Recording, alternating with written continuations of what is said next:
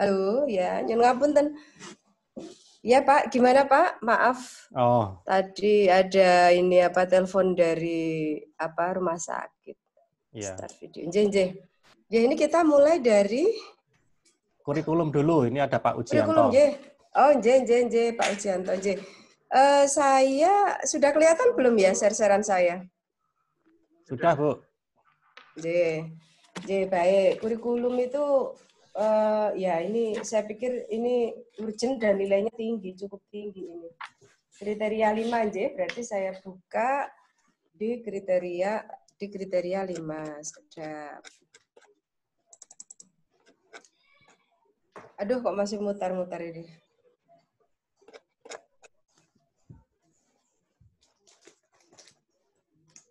Sedap nih Pak. Yeah. Nah ini terutama kemarin saya lihat sih memang profil lulusan belum ditampilkan. Memang belum ya. Nggak lihat yang di-share. JJ sebentar. Belum. Ini kok masih ya ini masih muter begini ya. Ini kenapa ini?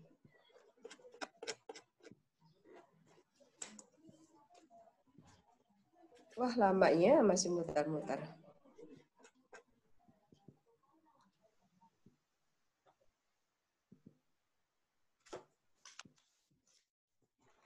Apa namanya?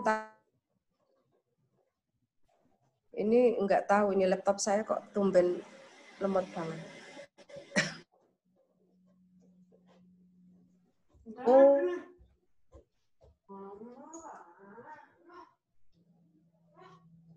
Oh. Tapi suara ini. Enggak mau turun ya. Suara saya bisa didengar, Pak? Bisa, Bu. Suara ini udah tampil lagi nih, Bu. Ini sudah kelihatan. Tapi ya sudah kelihatan, tapi kenapa enggak mau ini? Oh, memang masih akses. Sangat. Ya, betul. Aksesnya perlu waktu. Halaman berapa itu ya?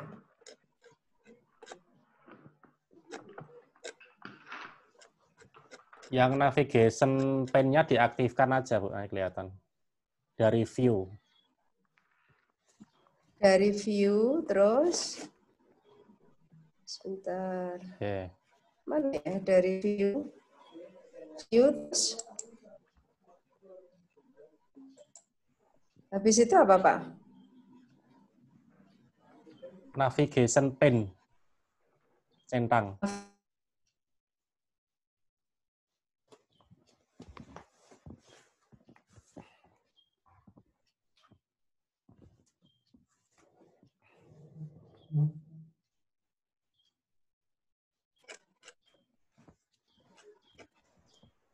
Navigation pane-nya centang, Bu.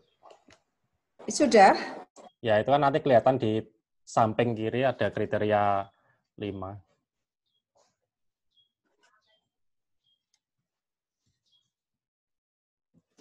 Tapi kok bentuknya jadi kecil gitu ya? Iya. Kok? Oh, itu view-nya aja. Yang heading aja. Jangan page heading. Ya. Heading ya. Terus saya klik yang kriteria 5 ya. Ya, ke bawah. Tuh. Ya, baik. Kita mulai. Bismillahirrahmanirrahim. Assalamualaikum warahmatullahi wabarakatuh. Mari kita awali, Pak, pertemuan ini dengan bacaan basmalah. Semoga membawa manfaat untuk semuanya. Bismillahirrahmanirrahim. Baik, langsung kita mulai. Nah, ini kriteria 5, ini saya pikir urgent dan nilainya cukup tinggi ya, kurikulum pembelajaran dan suasana akademik ini. Pertama, ini tulisan ya, ini mungkin nanti perlu edit lagi. Disesuaikan dengan yang pertama itu sudah enak dibaca kalau tadi saya bilang ada ya. Ini mungkin profesi insinyur, terus bidang keilmuan ini lanjut ke sini ya. Iya. Lanjut ya, nanti mungkin diperbaiki lagi. Terus ini serta referensi lain dalam maupun luar negeri update LAB. Ini maksudnya apa ya Pak ya? Halo? IAB itu kan akreditasi internasional punyanya PII, Bu. Oh gitu. Oh Ya. berarti anu ya. Referensi lain dalam negeri maupun ini ya, update Ya. LAB ini ya. Ini bisa difahami ya ini ya. Nanti Bisa. asesor bisa memahami. Oke, nggak ada Kalau masalah dari kalau PII bisa. paham harusnya ya. Oh ya, soalnya saya kan di luar ini kok. Yeah. Berarti kayak ini ya, kayak ISO begitu tuh ya? Ya, KKNI. KKNI-nya luar begitu? Iya, jadi kayak update itu ada standarnya. IAB itu I ya, bukan L. IAB itu kan international accreditation itu loh, Bu. Oh iya, ya nggak ada masalah, nggak ada masalah. Ya. Saya cuma nggak paham, nanti takutnya nanti ini nggak paham. Asesor yang penting paham. Yeah. Nah ini visi PPI ini kemarin kan kayaknya kalau tidak keliru kan hanya sampai memberi pusat pendidikan profesi insinyur yang mampu memberi arah perubahan. Ini memang ada meningkatkan harkat martabat kesejahteraan masyarakat berdasarkan nilai keislaman gini kah Pak?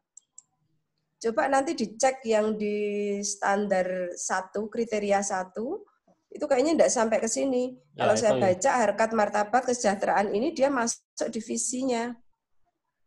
Ya, itu yang lama kelihatannya. Ya, nanti panjenengan cek ya. Artinya ini harus konsisten. Okay. Ini harus konsisten, nanti disamakan dengan yang di atas. Tapi saya tergelitik ini justru pusat pendidikan profesi insinyur yang mampu memberi arah perubahan ini kan jelas ini nuansanya Muhammadiyah ya. Yeah. Kalau visi keilmuannya sendiri sesungguhnya di mana Pak ini dari pusat pendidikan profesi insinyur ini? Karena saya lihat kan ada industri dan apa ya? Semuanya Ibu. Lembaga. Semuanya ya. Semua prodi ya. Semua prodi enggak maksudnya. Ya, saya paham. Maksudnya untuk yang profesi keilmuan, ini kan memang nanti akan ditonjolkan. Itu dalam bidang apa ya? Karena begini, saya lihat kan memang kalau di itu loh, ada dan tidak ada, di kolom yang pertama itu ada, tidak ada. Kalau di PPI UMS ini kayaknya ada 2 item yang ada ya, industri sama apa ya satunya itu. Lembaga-lembaga kayak gitu tuh loh. Nah, itu bukan visi keilmuan, itu bukan keilmuan, penciri keilmuan PII, Pak, dibanding dengan profesi yang lain dari institusi yang lain. Bisa jadi sih.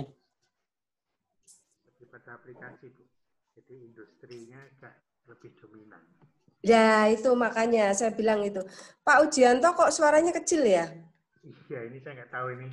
Ini kayaknya ada kendala di mikrofon saya ini, Bu. Oh ya, nah ini sudah agak besar, tadi kecil. Mungkin sedikit mendekat. Ya, jadi gini, saya hanya akan mengingatkan nanti asesor itu kan akan menggiring ke visi keilmuan yang menjadi penciri itu loh. Gitu. Jadi nanti ini kan sudah rumusannya seperti ini. Jadi nanti kita harus bisa menjelaskan visi keilmuannya itu. Itu aja sih sesungguhnya. Karena saya lihat memang di UM kan ada beberapa item di pertama saya baca itu. Ini ada, ini tidak ada, ini ada, tidak ada. Yang UMS kan ada 2 itu kayaknya. Yaitu industri, terus satunya apa Pak? Saya agak lupa. Rekayasa sipil dan lingkungan terbangun. Betul. Ya, rekayasa sipil dan lingkungan terbangun. Lah apakah itu sesungguhnya yang mendominasi di PPI UMS? Iya.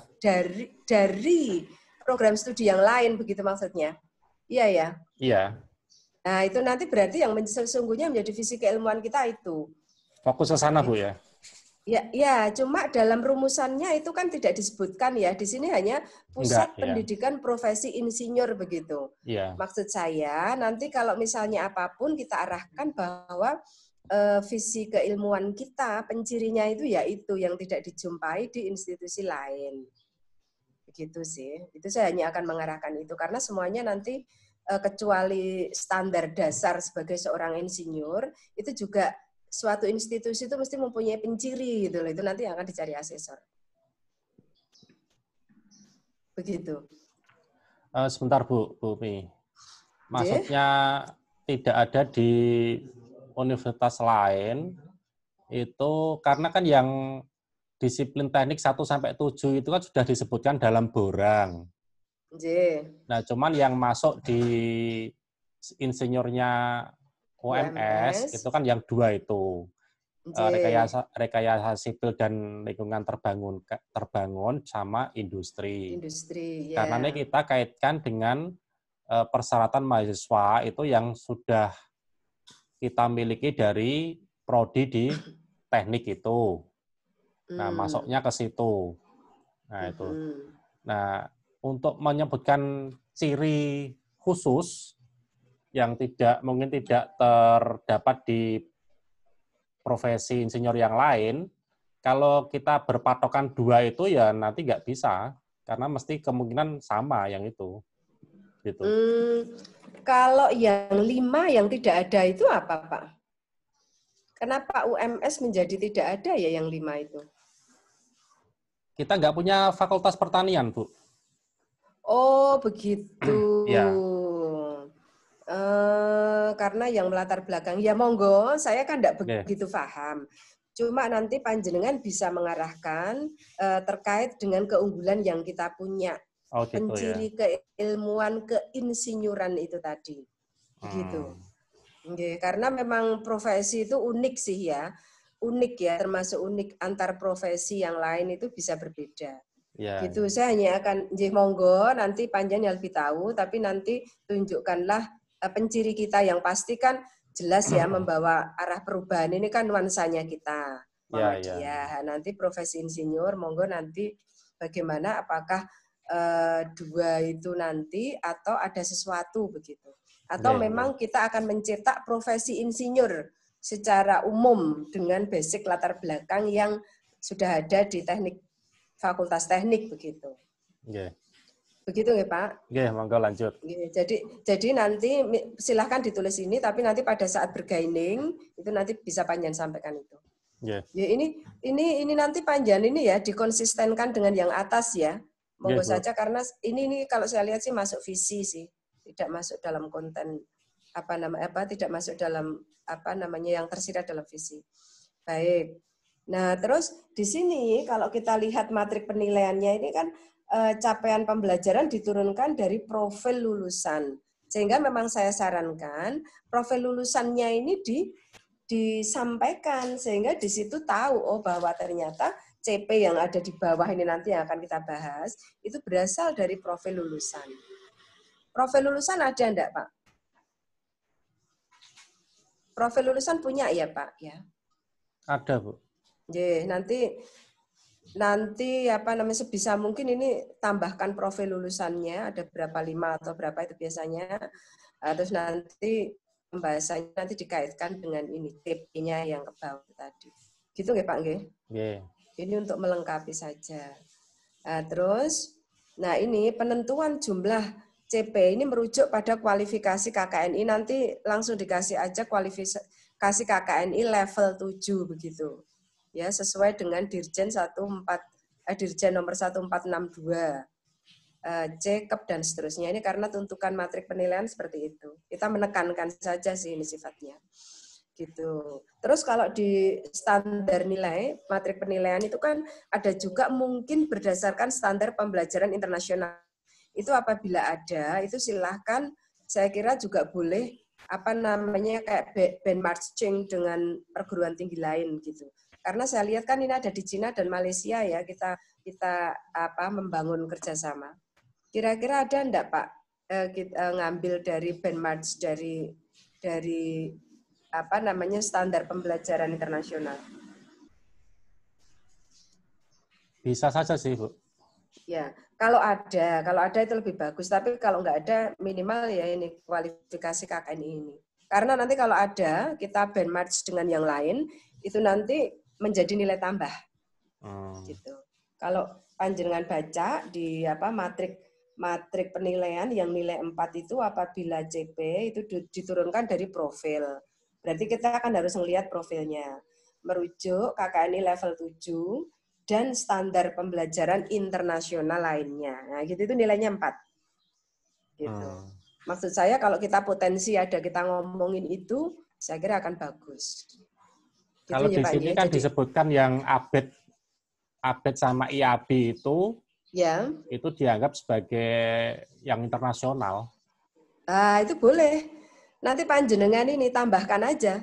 Ya, tambahkan di sini bahwa kita juga istilahnya kayak benchmark ya. Ya. Ya, itu nanti akan bagus. Dengan standar pembelajaran internasionalnya seperti tadi ABET dan IB tadi ya. IAB itu tadi. IAB. Tambahkan aja, Pak. Tambahkan aja. Ngomong-ngomong sudah ini ya, itu hubungannya bagaimana? Kita memang mengacu ke sana gitu ya? Ada kriteria-kriteria di sana ya, yang menunjukkan tentang ya level pendidikan itu, termasuk termasuk standar internasional. Kalau yang di IAB itu kan ada komponen akreditasinya sih, Bu. Jadi Ya, berarti bisa, Pak. Lah ini berarti ya merujuk pada definisi proses engineering pada ABET. Nah, ini bagus, Pak. Ya ini kalau seperti ini SPAS itu nggak ada ini, Pak. Nggak ada spesial. Nanti tulisan jangan sampai ada satu pun yang keliru ya. Ya itu kayak gitu itu kalau dalam bahasa Indonesia kayaknya juga no space. Nah, gini tulisannya. Ya, nanti ini hanya masalah bahasa. Nanti begini, Pak. Kecuali itu merujuk pula dengan pembelajaran standar pembelajaran internasional gitu. Ini tambah ya, Pak ya. Ini penekanan aja. Saya bisa nulis ya ini. Apa Panjan yang tulis ya nanti ya. Ini nanti juga ini nanti tambahin aja. Merujuk pula pada nanti susunannya Pandan ya Pak ya, merujuk pula pada ini standar pembelajaran internasional. Standar dan seterusnya panjang terus ya Pak ya. Nanti nggak kelamaan. Ya ini biar kita nilainya optimal bahwa kita ada ABET dan IAB ini tadi. Nah, ini tulisannya IAB seperti ini Pak, bukan IB. ABEE-nya besar semua ya, bukan kecil ya. Ya, tadi salah yang atas. Ya, nanti dibetulin semua. Ya Pak, ini bagus Pak. Berarti kita sudah bisa optimal insya Allah ya. Terus ini oke. Nah, pendidikan level 7 tadi saya pikir tadi sudah ada, enggak ada masalah ya, kerangka kuatnya pendidikan tinggi level 7 ya, sebagaimana sikap. Ini generik kan iki ya? Ini generik, sikap itu generik. Nah, sekarang permasalahannya ini kan generik kan punya negara yang kita anut. Sebetulnya kita bisa menambahkan yang menjadi penciri kita. Ada enggak sikap, aspek sikap, kecuali generik itu kita masukkan juga kompetensi terkait dengan sikap, tetapi yang menjadi penciri kita gitu, keislaman gitu. Kalau Panjan punya kurikulum enggak ditambahkan itu? Di kurikulum yang keislaman sebenarnya kan mau ditambah yang mata kuliah keislaman dan kemuhammadian itu, tapi belum masuk yang saat ini. Enggak. Ya, mata kuliahnya sudah ada. Mata kuliah itu sebetulnya kan ngacu dari CP kan, Pak? Jadi mata kuliah itu kita lihat dari CP. Jadi kalau kita, setahu saya ya, kalau kurikulum KKNI itu memang ada yang generik. Generik itu bawaan dari sana itu sikap dan keterampilan khusus. Sikap, keterampilan khusus itu sifatnya generik. Nah itu, kecuali generik itu kita bisa menambahkan apa yang memang spesifik dari kita terkait dengan sikap dan keterampilan umum ini. Itu boleh, sah-sah saja ditambahkan, Pak. Karena itu nanti kan akan kita capai. Jadi monggo saja, karena kan kita punya nuansa keislaman yang itu tidak dijumpai, keislaman dan kemuhammadian yang tidak dijumpai di tempat lain. Ini boleh tambahkan 1 atau 2 gitu. Nanti biar nanti match dengan kurikulumnya. Nah kalau pengetahuan dan keterampilan khusus ini memang ini ya organisasi atau institusi prodi yang sejenis. Ini sudah ngacu ke sana ya Pak ya? Pengetahuan ini memang hanya 2 tok ini yang diterbitkan. Boleh di SKS-nya 0, Bu, mata kuliah itu? Setahu saya tidak, Pak. Karena kan kita dibatasi yang sekarang itu minimal kan 146. Yang S1 ya? Ya saya pikir kan. Ini kan kurikulum mata kuliah di PPI itu paketan Ibu. Jadi kalau kita kan nggak bisa memasukkan mata kuliah yang keislaman dan kemuhammadiyah itu jadinya. Kalau boleh 0 itu kita masukkan dalam mata kuliah baru, tetapi SKS-nya 0 nggak boleh ya. Sebentar, kenapa kok nggak boleh memasukkan ya Pak ya? Bukannya kurikulum itu miliknya institusi? Kalau PPI ini kan sudah paketan 24 SKS, itu semua sudah ada di kemarin di diskusikan. Kesepakatan PPI itu 24 SKS dengan mata kuliah yang sudah ditentukan Ibu. Tidak ada mata kuliah penciri seperti prodi S1 misalnya atau prodi S2. Jadi yang keislaman dan kemuhammadian sebagai cirinya Muhammadiyah UMS itu nggak bisa masuk mata kuliahnya. Oh, begitu ya. Ya. Setahu saya sih memang kesepakatan ya, memang kesepakatan asosiasi institusi sejenis. Ya. Institusi sejenis dia membuat suatu kesepakatan nanti ini, tetapi kalau tambahannya sebagai penciri itu setahu saya bisa sih. Tapi kalau menurut saya tetap dimasukkan aja, Pak. Karena itu penciri kita itu ada dinilai. Tak cuma panjenengan anggap 0 SKS ya? Ya, akhirnya kalau itu mau dipaksakan karena paketannya adalah kurikulum mata kuliahnya 24 SKS ya nggak bisa nambah jadi 26 atau berapa begitu. Ya berarti tambahan saja Pak, ya terpaksa 0 ya. Tapi setahu saya yang namanya, iya setahu saya yang namanya kurikulum itu punya institusi ya. Memang betul ya, ada bawaan yang memang itu harus mau enggak mau ya harus kita tempuh begitu. Tempat saya itu juga gitu, yang ditempuh itu hanya 30 sekian tapi tambah karena ada yang mata kuliah penciri tadi. Boleh menambah mata kuliah dan masuk SKS berarti kalau di sana? Iya, kalau di tempat saya boleh. Setahu saya juga boleh. Karena kan di Permenristek itu kan memang panjangan coba buka yang Permen 44 apa ya? Itu kan minimal profesi, kalau itu S1 ya S1. Tapi kalau profesi memang kesepakatan. Iya. Kesepakatan. Tempat saya juga kesepakatan, tapi kita tambahkan sendiri. Oh, gitu ya. Boleh ya berarti. Iya. Jadi karena nanti jangan kalau enggak punya penciri nanti nilainya jelek. Iya. Jadi monggo. Monggo nanti di ini saja, tapi kalau saran saya tetap mata kuliah. Kan ada juga atau agama kayak gitu. Untuk pencirinya ya, Bu. Sebentar, kalau di ini benar-benar real ya, itu ada mata kuliah agama ini? Di PPI selama PPI. ini belum ada.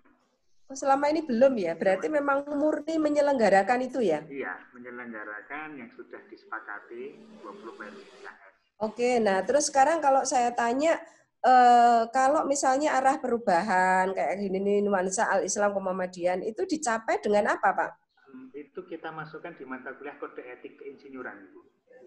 Oh, ya. Muatannya ditambahkan itu gitu ya? Nggak ada pelatihan atau pembimbingan khusus begitu ya? Nggak ada, cuman masuk di salah satu subbab bagian di kode etik profesi keinsinyuran. Oh gitu. Ya kalau saran saya begini, karena memang yang namanya profesi itu rada antik ya, spesifik tergantung institusi itu. Kalau seperti itu saran saya, berarti tetap itu nanti nuansa di CP ini boleh ditambahkan, tetapi nanti ada penjelasan bahwa nuansa itu nanti akan ditambahkan dalam mata kuliah tertentu seperti etika, begitu bagaimana? Boleh ada penjelasan tambahannya ya berarti ya? Ya, jadi secara penjelasan tetap tersirat bahwa nuansa-nuansa itu tetap kita berikan begitu. Ya Bu. Tapi nanti karena saya juga ini ya, karena memang rada spesifik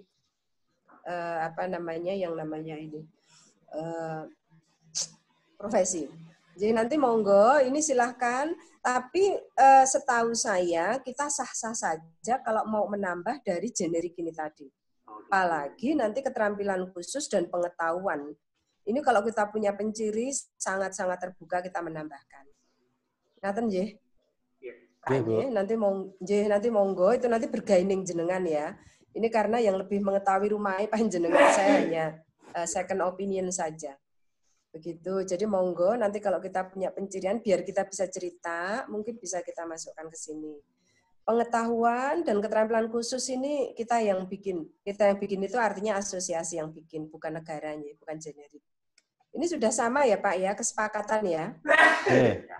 Kesepakatan ini tadi saya tambah ini tadi. Kalau ada penciri keilmuan, kita ada tambah ilmu khusus, misalnya tentang industri dan apa tadi, yang 2 tadi monggo silahkan boleh, sah-sah saja kita masukkan ke sini. Terus nanti kalau tidak punya kesempatan untuk membuka mata kuliah sendiri, tadi diselipkan di mata kuliah itu kontennya kita tambah begitu. Atau melalui apa ya, kayak pembekalan khusus, kayak gitu itu juga boleh ya. Juga bisa. Oke. Gitu ya, keterampilan umum ini sebenarnya generik, ini keterampilan umum itu. Generik tapi juga apa namanya? Silahkan saja kalau mau ditambah sekiranya misalnya ingin juga apa tentang kewirausahaan kayak gitu boleh. Ini yang lebih person jenengan ya, silahkan. Jadi intinya kurikulum tadi kecuali generik dan kesepakatan institusi sejenis itu juga boleh kita tambahkan sebagai penciri kita. Gitu ya Pak ya. Terus di sini kompetensi di atas, maka program studi PPI terdapat 6 mata kuliah. Ini memang hanya 6 mata kuliah ini ya. Ini nama-namanya ini semuanya. Ya. Yang menjadi kesepakatan tadi ya. Iya, betul. Oke, baik. Jadi nanti mungkin panjenengan bisa memberikan kesempatan tambahan di sini. Ini kok. Tambahan di bawah sini, Pak. Tambahan di bawah sini nanti untuk menjelaskan itu menjadi penciri tadi loh Pak. Perubahan, nanti ada beberapa mata kuliah. Ini kenapa kursor saya? Berarti tambahan ya, bukan mata kuliah ya berarti ya? Iya, Kak.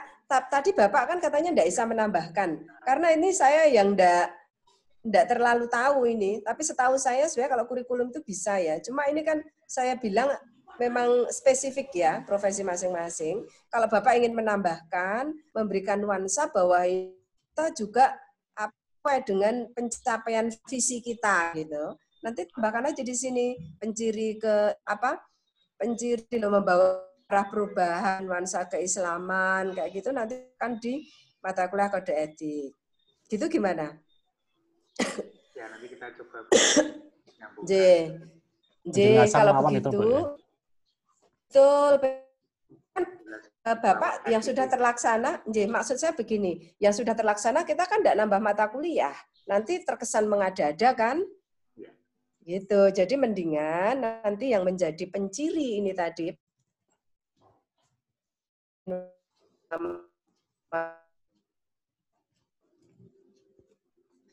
kecuali belajar ada mata kuliah. Gitu ya Pak ya? Ya Bu. Ya, kita lanjut ke ketercapaian sesuai dengan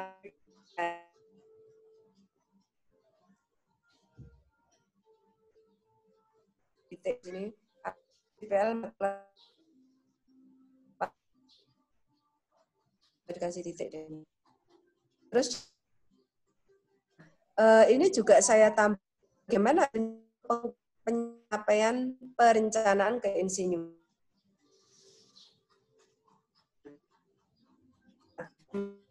di item penilaian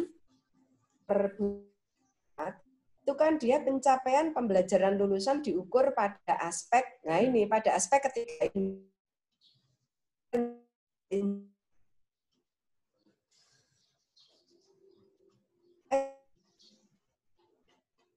lalu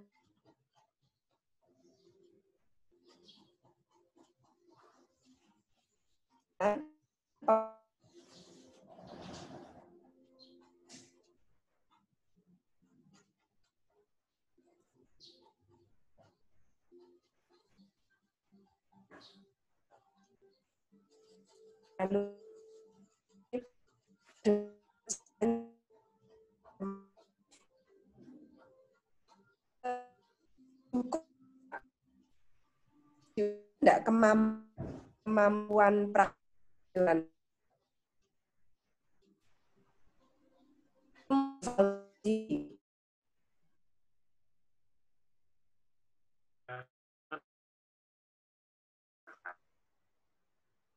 wawancara langsung begitu? Iya, dengan mahasiswa. Nah, mungkin nanti sedikit ya, ditambahkan sedikit gitu ya, untuk mengukur kemampuan ini dilakukan wawancara dengan mahasiswa dan jadi kena di sini. Di sini ini kan dan lulusan itu diukur gitu pada aspek ini semua. Gitu ya. Lewat yang disampaikan oleh mahasiswa. Tanya buktinya ada ya Pak ya? Insya Allah ada. Oke, baik. Ini kayaknya titik ya Pak ya, bukan koma ya. Nanti yang kedua, kemampuan pengambilan keputusan ini juga aspek. Ini sama kayaknya komentarnya. Ini juga ya. Ini diukur apa enggak? Kita mengukur enggak bahwa kemampuan mengambil keputusan insinyur. Ini sama ini. Ya, nanti kalau misalnya memang ada evaluasinya, nanti ditambahkan argumen bahwa ini nanti untuk mengetahui kemampuan memecahkan permasalahan keinsinyuran ini diamati dengan, nah tadi, evaluasi atau apa begitu. Ya, ini orangnya perlu disampaikan nggak Bu? Itu kan ada misalnya paper begitu ya, itu disampaikan. Contoh aja Pak. Contoh ya. Ya, contoh saja. Contoh itu untuk menunjukkan bahwa oh ya ini memang benar-benar dilakukan begitu. Naratif ya. Oke. Naratif. Nanti kalau misalnya jenengan itu memang programnya udah set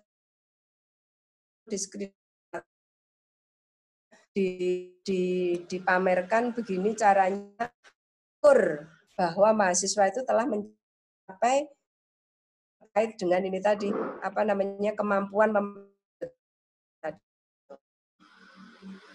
gitu. Nah ini juga oh ya masih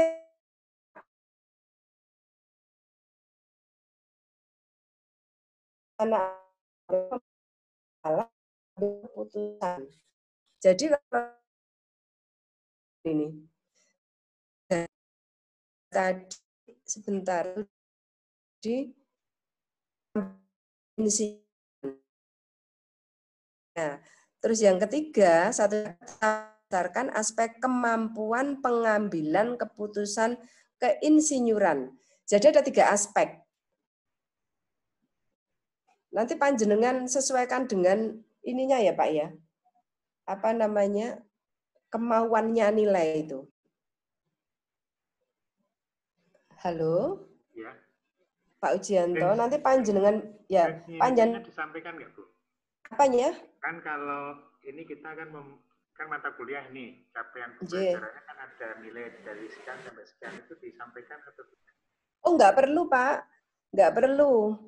Nggak perlu, kita ini hanya menjelaskan CP kita itu apa saja toh. Nah, ternyata di matrik penilaian ini paling enggak itu di program profesi insinyur itu ada 3 aspek, yaitu aspek CP dalam kemampuan perencanaan keinsinyuran, memecahkan permasalahan keinsinyuran, dan yang ketiga itu kemampuan mengambil keputusan keinsinyuran. Harus ada 3 aspek itu. Ini nanti kalau hanya seperti ini kan kurang 1 aspek. Ini nilainya hanya 3. Makanya di sini saya tambahkan. Ya, makanya di sini saya tambahkan. Ini sebetulnya 5.1.3 ini adalah ketercapaian CPL berdasarkan pada aspek kemampuan pengambilan keputusan begitu. Ya, ini nyambung yang ini tadi. Yang 2 adalah ketercapaian CPL berdasarkan aspek ini. Terus yang ketiga, ini berdasarkan kemampuan pengambilan keputusan begitu Pak. Begitu Pak Uji? Ya. Nanti nilainya biar 3 aspek ini ada. Ya, karena ini kurang aspek 1. Kalau hanya 2 aspek nilainya masalahnya 3. Ngaten ya Pak ya. Nah, terus sebetulnya metode instrumen yang digunakan beserta hasil pengukuran ini tidak sub item sendiri, tetapi dari 3 aspek itu tadi. Ini tadi kan diukur, saya bilang. Ngukurnya itu harus dengan metode dan instrumen yang digunakan, begitu. Jadi sesungguhnya dalam metode dan instrumen ini, kalau penjelasan metode instrumen ini dikaitkan dari aspek ke tadi, 1 tadi tentang perencanaan, yang kedua tentang pengambilan apa namanya 2 tadi saya kok lupa. Yang kedua tentang ini, pertama perencanaan, yang kedua pengambilan keputusan, yang ketiga tentang apa tadi? Pemecahan masalah. Nah, pemecahan masalah itu nanti dengan metode dan instrumen beserta tadi hasilnya tadi Pak Jan sampaikan. Oh, dia mampu membuat tadi proposal atau paper atau apa itu tadi. Ya, Bu.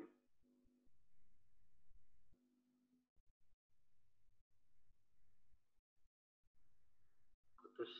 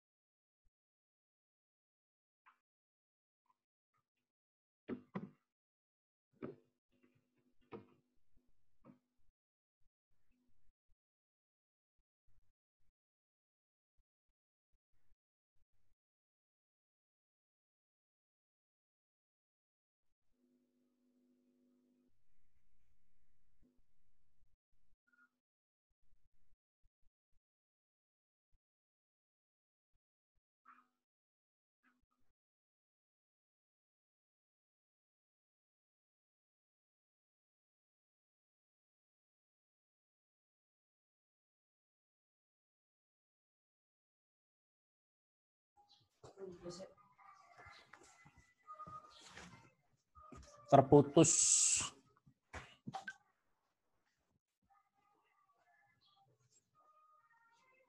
Pagi ini Bu Umi hanya sampai jam 10. Putus sama saya, Pak. Ada. Pripon? Lah ya. Pak, memang Bu Umi sampai jam 10. Beliau ya, rapat prodi nggih. Rapat prodi nanti lanjut siang. Ya, lanjut setelah. Halo, Pak. Kok Bu Umi? Ya? Bu, masuk lagi, monggo. Ya, kenapa putus? 40 free ya? Free Zoom atau apa ini kok putus sendiri? Enggak itu, Bu. Free Zoom ini nanti sampai jam 5. Saya bukanya sampai jam 5, Bu. Oh iya, enggak. Saya pikir berarti tadi sinyal aja. Iya, sinyal mungkin. Ya, berarti kita lanjut ya. Ya, monggo. Tadi gimana Pak Uji? Ya, sampai pada mengukur. Ya, pada itu 3 aspek itu tadi kan? Perencanaan, pengambilan keputusan, kemudian pemecahan masalah itu. Leres. Jadi saran saya begini. Disediakan metode pengukurannya sama instrumen pengukuran begitu ya? Kalau perintahnya, kalau kita menuruti ini, kalau kita menuruti matrik, itu memang harus. Makanya nanti kalau panjenengan terlalu kesulitan, ini kan ini ya, apa namanya, kita juga diburu waktu. Nanti kalau misalnya itu akan disusun bagus, kalau dari 3 aspek tadi, itu masing-masing itu ada metode dan apa namanya, pengukurannya itu dengan metode yang relevan begitu. Dari masing-masing 3 aspek yang kita ukur. Tetapi kalau misalnya tidak, nanti 3 ini tetap panjang jelaskan, dikasih contoh. Terus untuk metode dan instrumen yang digunakan beserta hasil pengukuran, ini dijelaskan secara global dari ketiga itu tadi. Itu juga bisa. Menurut Pak Uji gimana enaknya?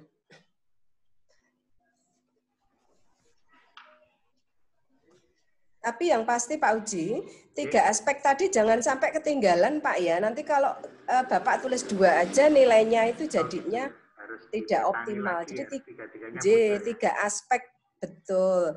Jadi 3 aspek itu harus diukur dengan metode yang sahih begitu loh maunya ya, dengan metode dan instrumen yang ini. Nah, makanya nanti beserta hasil pengukurannya ini sesungguhnya bukti tadi apa buktinya? Oh berarti tadi sudah ada hasilnya. Kenapa, Pak? Metode dan instrumen itu boleh meng-create sendiri? Boleh, nggak apa-apa. Nggak apa-apa, itu kita pastikan bahwa proses itu berjalan kok. Dan ternyata 3 aspek itu memang diukur, kita ukur begitu loh. Tidak pokoknya ada aspeknya. Sampaikan flowchart-nya begitu ya, itu sudah cukup? Iya, bisa. Bisa, monggo. Ngaten nggih, Pak nggih? Nggih. Jadi kalau saya lihat, ini memang panjenengan bedakan. Jadi 3 aspek tadi meskipun baru 2 yang dibahas, terus di sini metode dan instrumennya Bapak jelaskan sendiri. Nggak apa-apa, tetapi metode dan instrumennya menjelaskan dari pengukuran dari ketiga aspek tadi begitu.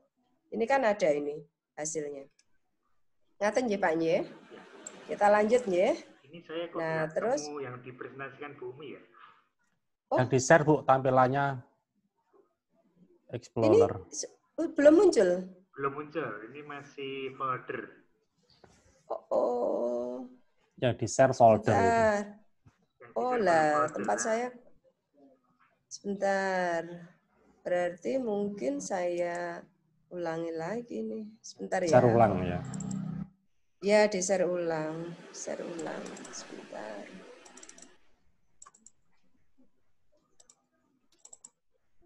Aduh, tadi mati tadi jadi ini lagi. Kenapa sih? Sekedap ya Pak nggih, ini kok malah bisa.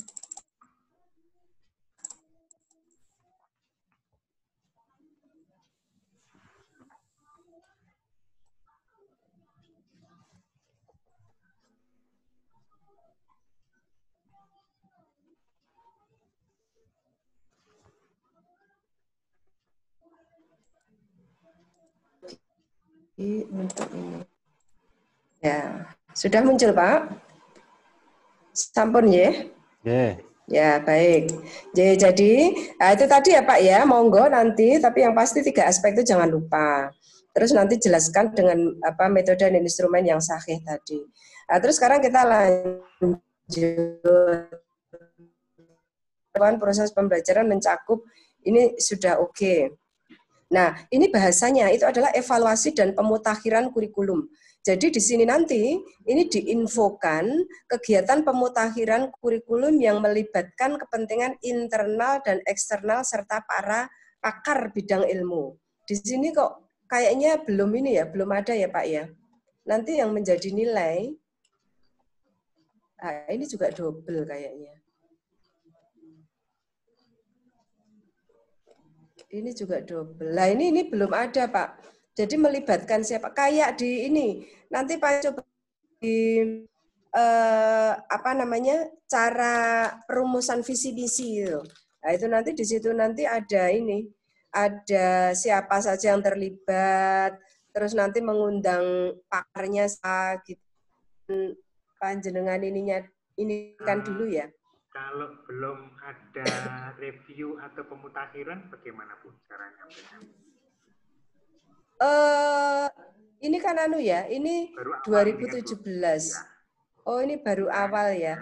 Ini aja Pak saat pembentukan kurikulum saja. Iya kan 2017, iya. Ya. Pembentukan kurikulum itu nanti kan melalui proses itu ada yang diundangkan internal, terus eksternal, terus ada atau mengundang dewan review kurikulum yang baru memang kita belum lakukan. Ya, jadi itu 2019 mau kita review kurikulumnya karena kondisinya seperti ini jadi nggak ada pembaruan.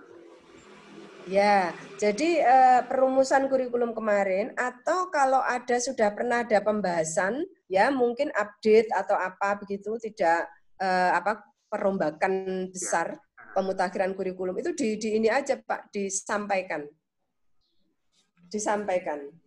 ya, karena di sini itu ada nilai yang cukup tinggi. Itu ada evaluasi dan pemutakhiran kurikulum yang melibatkan pemangku kepentingan internal dan eksternal. Dan jangan lupa direview oleh para pakar ilmu. Di sini kan ada evaluasi. Berarti kan kita bisa memasukkan. Gitu nggak Pak? Ini jangan. Pembuatan kurikulum ada kalau itu. Pembuatan sama yaitu kalau ada evaluasi dan seterusnya. Karena eman-eman itu nanti ada satu item nilai. Nah, terus pedomannya ini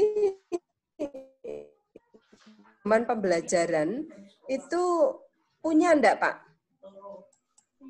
Pedoman pembelajaran PPI. Belum punya. Masih disusun, Bu? Belum selesai.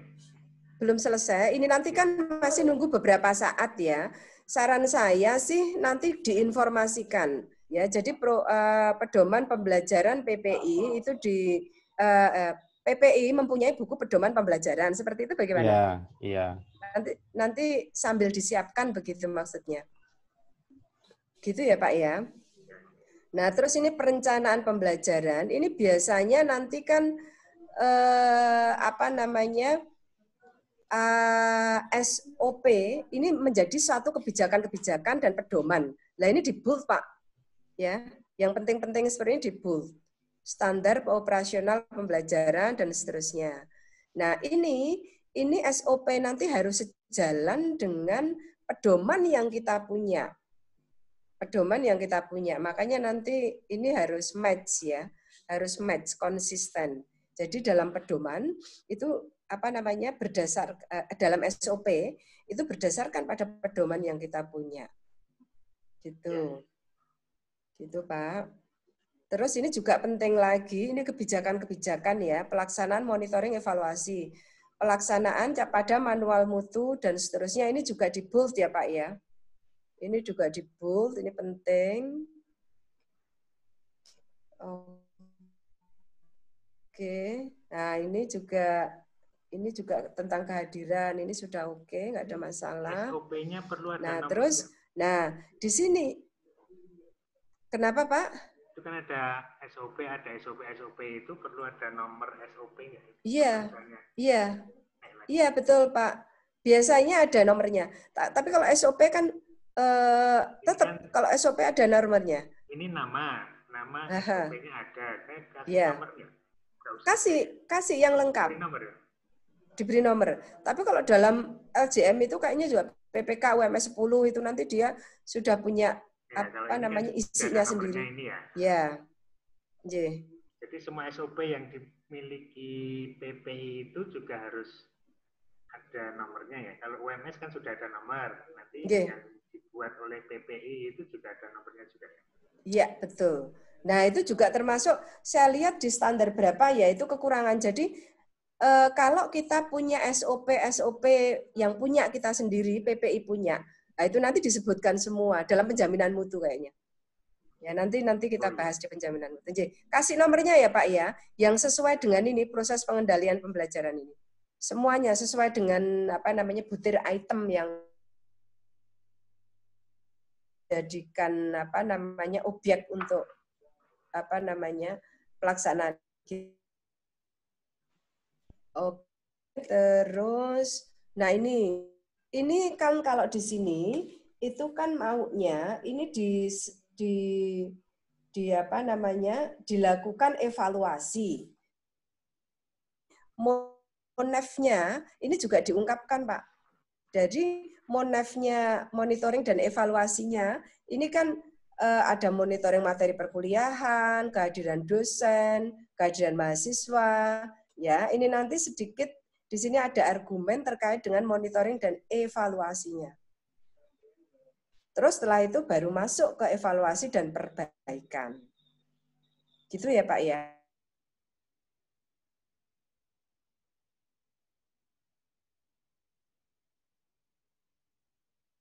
Ya Pak Nje.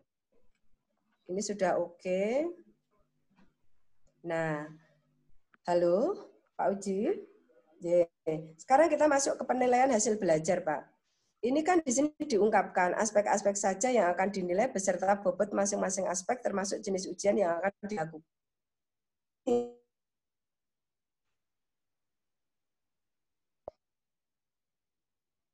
Ini. Apa ini aspek-aspek yang akan dinilai, bobotnya, aspeknya, jenis ujiannya bagaimana, itu di PPI ini dijelaskan. Ini kan normatif ini. Panjenengan cerita tentang proses penilaian hasil belajarnya PPI, begitu maksudnya? Bu, ada RPL, Bu. Belum ada yang pembelajaran reguler. Itu gimana? Nah, itu ada penilaiannya juga. Nah, ceritakan. Nah, terus di sini nanti mahasiswa dapat enggak KHS? Dapat. Nah, kan ceritakan. Jadi kita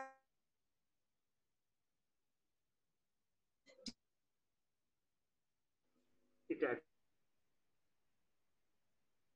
Saya bilang ini proses akhir kalau di RPL itu kan untuk evaluasinya dengan wawancara itu, Bu. Nah, itu ujian, Pak. Ya. Itu dianggap saja ujian. Jadi ya.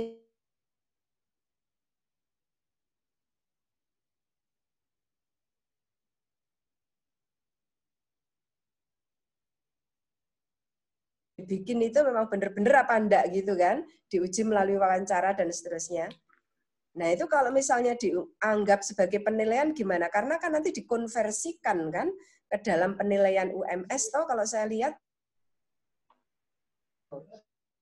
dapat hasil studi begitu kan? Iya.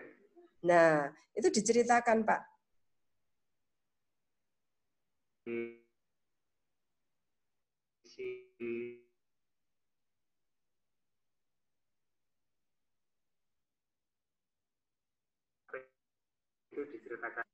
Mestinya begitu, Pak. Karena itu kan proses yang dijalani PPI seperti itu. Kan nggak ada ujian atau selama PBM berlangsung, sehingga seperti ini kan nggak ada.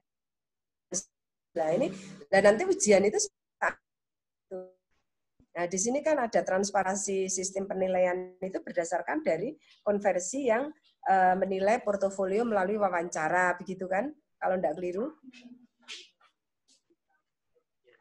Begitukah, Pak? Ya, ya, Bu. Jadi nanti memang penilaian hasil belajar ini kita masih mengacu pada pembelajaran reguler itu, Bu.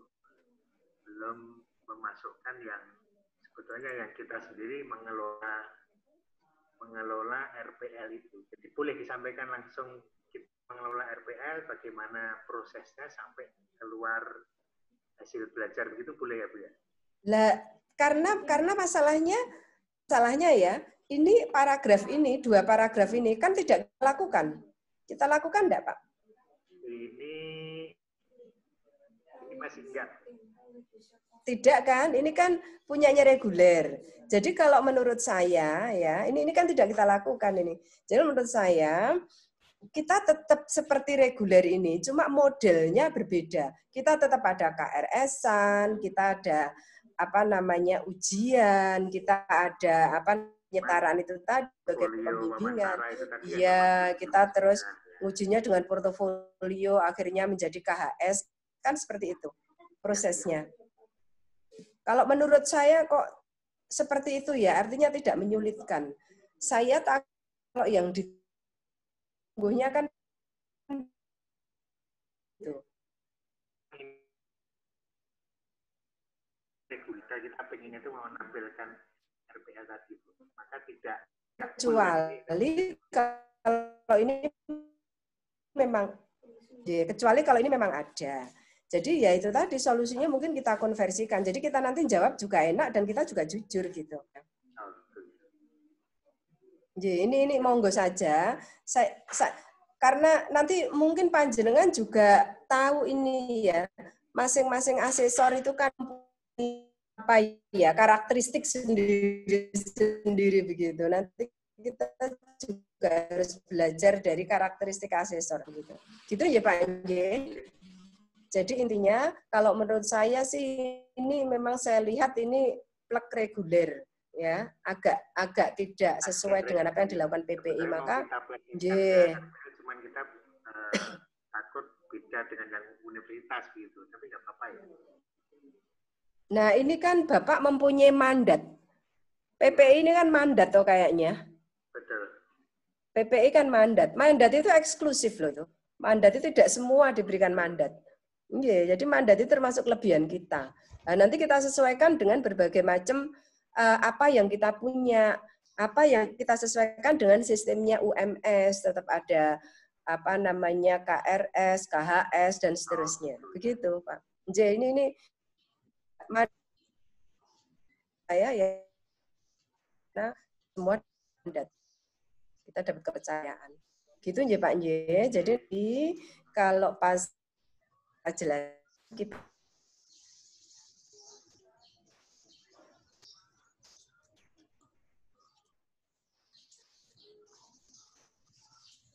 hanya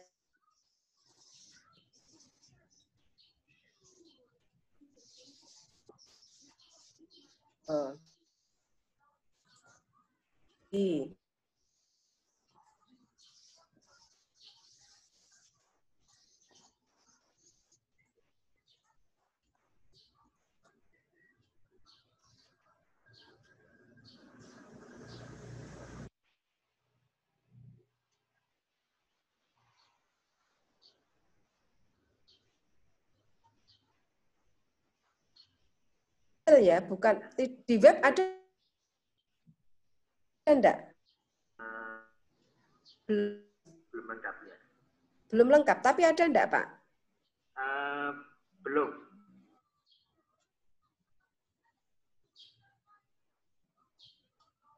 Kayaknya belum ada.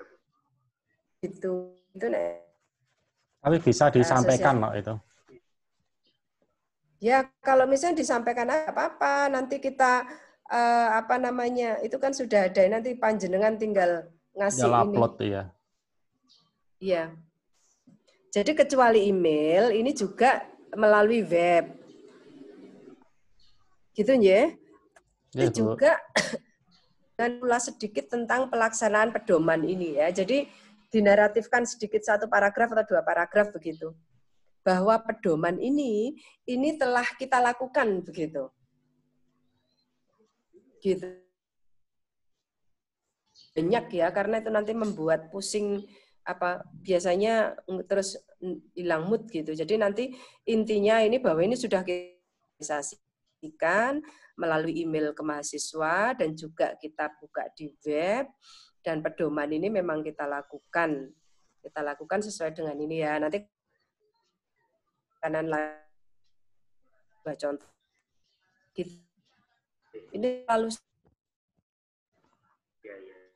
ya feminin ya. Pokoknya ini namanya seperti ini memang bagaimana kita bisa membuka kita sehingga bisa dilihat oleh asesor gitu. Ngaten ya Pak Nye, sekarang pedoman pembelajaran. Nah ini nanti panjenengan cek lagi Pak. Ini kayaknya kok sama dengan di atas. 52 ini. Nanti panjenengan cek lagi ya Pak ya. Pembelajaran tadi sudah ada. Ya, perencanaan SOP ini juga ini. Ya, SOP nomornya tadi. Nomornya dikasih ya Pak ya, ini saya kasih ya. Terus ini kayaknya sama, nanti panjang cek ya Pak ya. Enggak, ini memang panjangan double kayaknya. Ini lihat ya.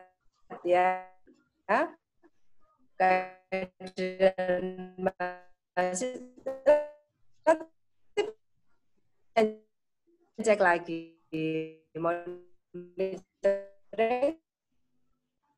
dan putus-putus monitoring.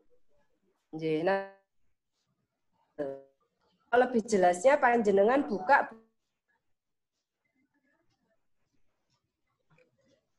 Pak ya. Nah, sekarang kita ini. Jadi tadi bukan kayaknya panjenengan jelaskan 2 kali. Saya nggak tahu, tetapi ada bedanya. Mungkin satunya sudah agak direvisi, satunya belum begitu. Nanti panjenengan cek lagi. Baik, sekarang kita lanjut ya Pak ya. Nah, ini sekarang kita akan bahas pedoman praktek keinsinyuran. Nah, ini saya kira masih agak lemah. Nanti ini pertama itu jangan langsung seperti ini mencakup waktu dan ini. Panjenengan kasih intro dulu Pak. Intronya itu terkait dengan pedoman praktek keinsinyuran ini. Gitu. Nah, sekarang masalahnya atau belum ya? Belum. Tapi sudah mulai agak disusun begitu praktek keinsinyuran.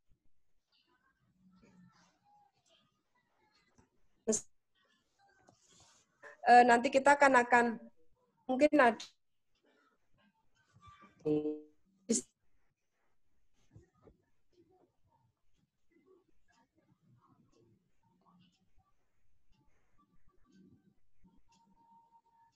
tidak Pak Uji, Pak. Halo.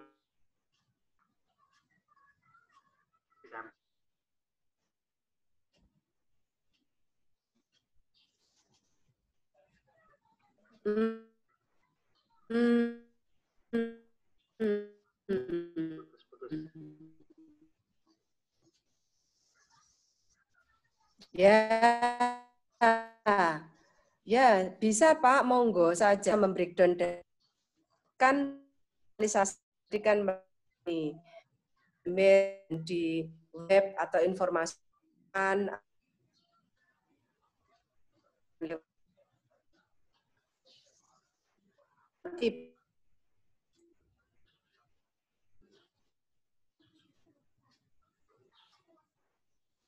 jelaskan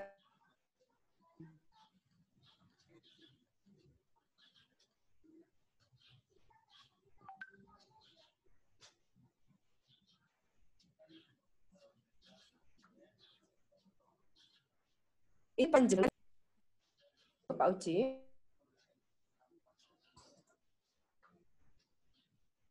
Putus-putus, maaf.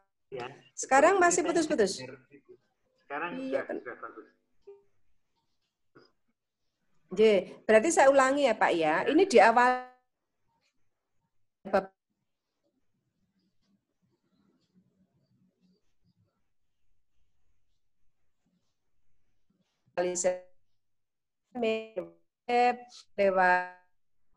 lewat pembimbing, lewat ini dan seterusnya.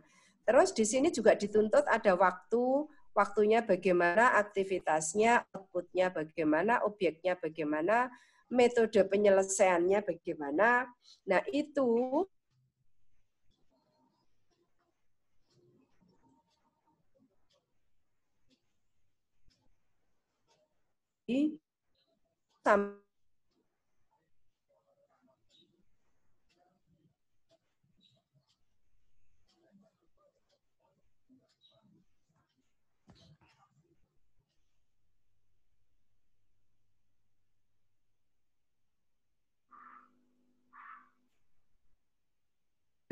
gitu ya Pak. Jadi water namanya dilakukan kapan, seterusnya. Nah terus pun demikian juga. Nah ini enggak usah dikasih judul Pak, misalnya perencanaan, instalasi, operasi, perbaikan ini enggak usah. Jadi langsung nanti aktivitas begitu saja. Nah ini nanti menjelaskan isinya dari aktivitas dari pedoman praktek keinsinyuran itu tadi. Jadi isinya itu, ya. Jadi dijelaskan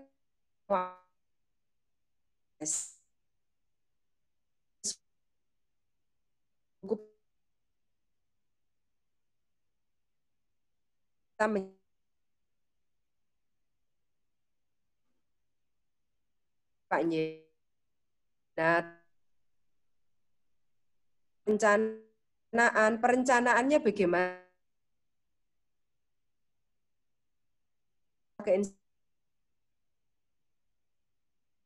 Disiplin ini maksudnya bagaimana? Itu nanti harus diperjelas gitu. Terus ini kebetulan ini ya, kalau ini sih hanya perencanaan, instalasi, operasi dan perbaikan.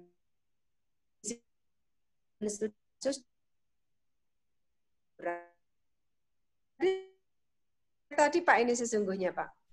Ya, ini melalui riset dan studi kasus. Boleh ini ya, ini tetapi jangan minim seperti ini Pak. Nanti dijelaskan ya Pak ya, karena ini menjadi bagian yang penting dari aktivitas pembelajaran mahasiswa PPI tadi. Tapi tadi ngajunya tetap pada pedoman tadi. Gitu. Jadi dijelaskan semua kegiatan.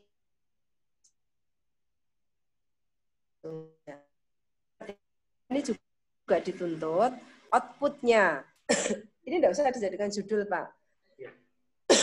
Jadi outputnya nanti menjelaskan masing-masing jenis luarannya dari mahasiswa profesi ini? Luarnya apa? Peran atau set produk di sini ada ya Pak?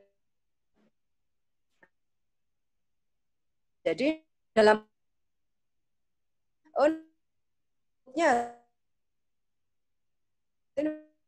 di pedoman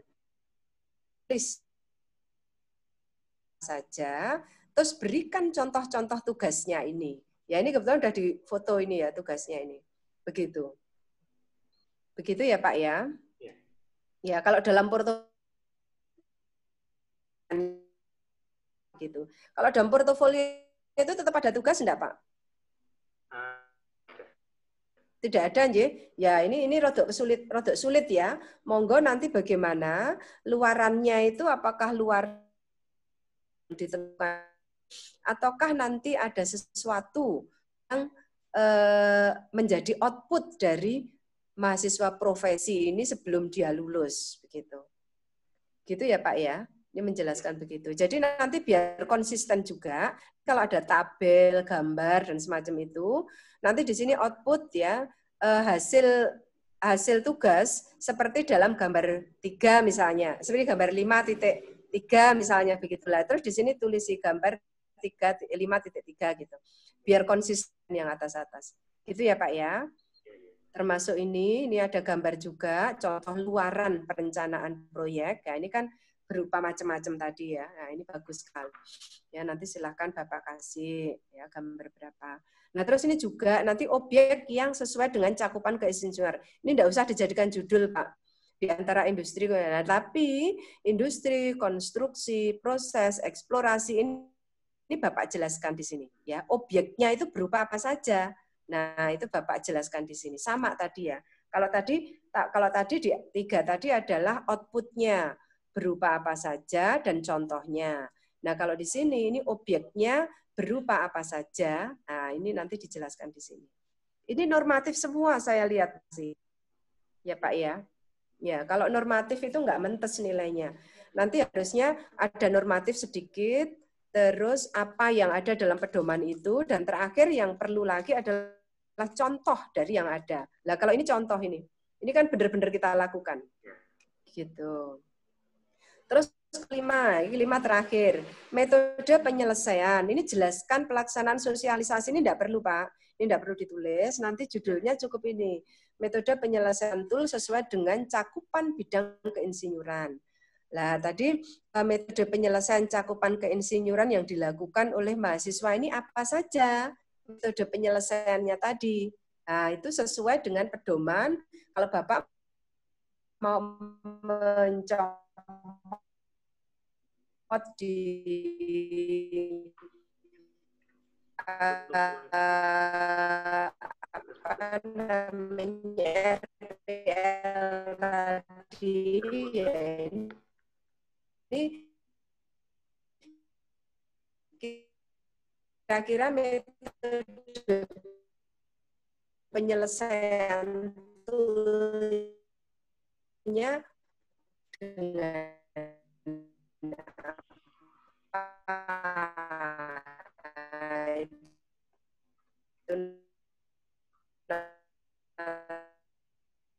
nanti dimasukkan di sini. Terputus Ibu. Ya Pak. Terputus itu. Iya. Si putus-putus.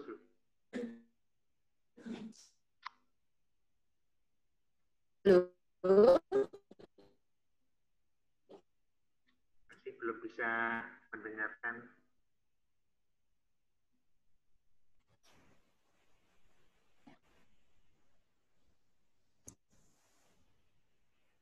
Suaranya kurang jelas, Bu Umi. Putus malahan sama saya.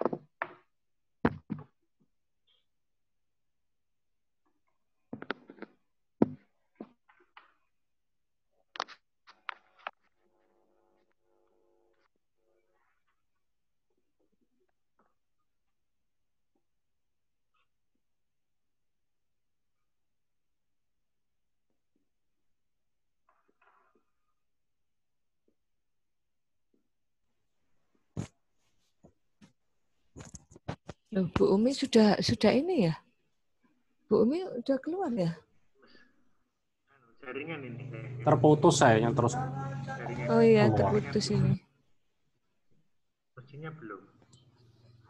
Nggak ada itu Pak, sudah nggak ada di sini itu. Iya, jaringannya putus maksudnya. Jaringannya putus ini, ya. Iya. Iya.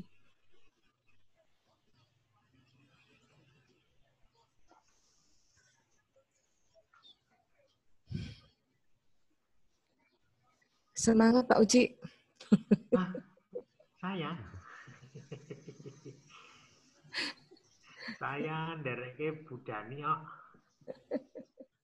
Saya juga ndereke Bu Ira. Ini tinggal sedikit malahan yang review dari Bu ini sudah mulai saya ternyata masih lumayan loh ini kurikulum. Iya, kalau 5 lumayan ternyata. Kalau 6 dikit sekali. Lumayan, dikit banget. Iya. Alhamdulillah untuk standar 6 lumayan dikit. 5 cenderung nanti banyak ngarangnya itu Pak. Sambil nyiapkan itu Pak, yang tadi diminta Bu. Ya, pedoman itu, panduan dan pedomannya itu. Nah ini Pak Jat ini, Pak Jat engkau. Pak Jat sudah mundur Bu. Itu nggih. Nggih, udah pamitan. Sudah pamit toh? Pamit sama Bu Dani katanya. Oh. Oh, ada. Ya, kendala kesehatan mungkin.